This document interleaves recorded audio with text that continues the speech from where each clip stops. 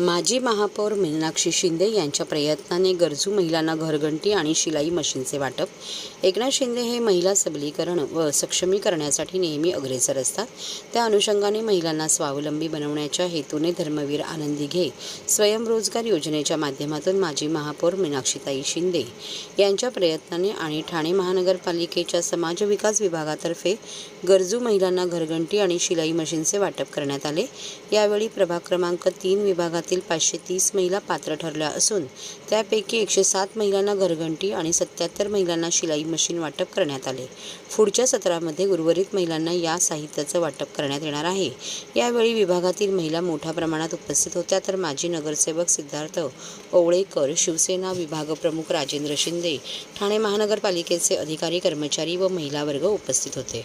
खरं तर आज खूप आनंद होतोय की मानपाडासारख्या प्रभागामध्ये आज आपण घरघंटी जे शिवणयंत्र वगैरे आहे त्याचं वाटप करतो. धर्मवीर आनंदी घे स्वयंरोजगार ह्या योजनेअंतर्गत आपण ह्या साहित्यांचं आज वाटप करतोय. 8-9 वर्षापूर्वी असंच माझ्या प्रभागात ह्या कार्यक्रमाचा शुभारंभ आपण केला होता. त्यानंतर बरेच वर्ष गॅप होता आणि त्यानंतर आता परत एकदा मुख्यमंत्र्यांच्या सांगण्यानुसार ह्या सगळ्या योजनांचा शुभारंभ करतोय आणि प्रभागातील कुठलीही महिला वंचित राहू नये यासाठी मुख्यमंत्र्यांनी बरेच कार्यक्रम राबवलेले आणि त्याच्यातला हा एक कार्यक्रम आहे.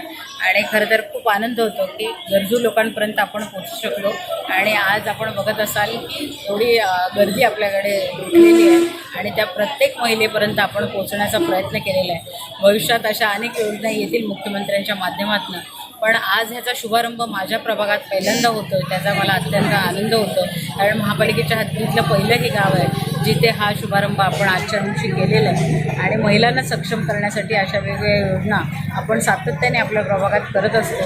आणि आज या ठिकाणी ठाणे महापालिकेचे देखील मी मनापासून आभार मानेल की त्यांनी माजिवडा मानपाडा प्रभाग समितीमध्ये पहिल्यांदाच माझ्या प्रभागात या साहित्यांचं वाटप केलेलं आहे. म्हणून माझ्याकडून त्यांना शुभेच्छा आहेत आणि ज्यांना या वस्तू मिळालेल्या आहेत त्यांना देखील माझ्याकडून शुभेच्छा. मला असं वाटतं की डॉक्युमेंटेशन व्हेरिफिकेशनच्या वेळी काही रिजेक्शन आलेले आहेत. कोणाचे वयाचे पुरावे 60 वर्षाच्या वरतील व्यक्तींना आपण हे साहित्य देत नाही आहे आणि कोणाचे स्थानिक वास्तव्याचे पुरावे ह्याच्यामध्ये कमी असतील त्यांचे रिजेक्शन आलेले आहेत. तरी पण मला असं वाटतं की ही योजना कायमस्वरूपी असेल आणि त्या माध्यमातून पुढच्या येणाऱ्या काळामध्ये आपण नक्कीच त्यांचा जे अपात्र झालेले आहेत त्यांचा विचार करू आणि त्यांना पात्र होण्यासाठी आपण त्या कागदपत्राची पूर्तता. मला असं वाटतं गेली 1.5-2 वर्ष मुख्यमंत्र्यांनी जेव्हापासून हा कारभार सांभाळलेला आहे त्यापासूनच त्यांनी स्त्री शक्तीला कुठेतरी भरारी द्यावी, त्यांना स्वयंरोजगार उपलब्ध करून द्यावा, त्यांना सक्षम करावं. या माध्यमातून मुख्यमंत्री सातत्याने काही ना काही कार्यक्रम करत असतात.